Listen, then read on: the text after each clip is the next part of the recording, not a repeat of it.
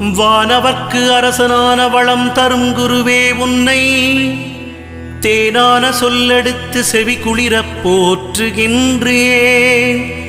காணாத இன்பம் யாவும் காண நீ வழிவகுப்பாய். மீனமும் தனுசுமுந்தன் மேலான வீடதாகும்.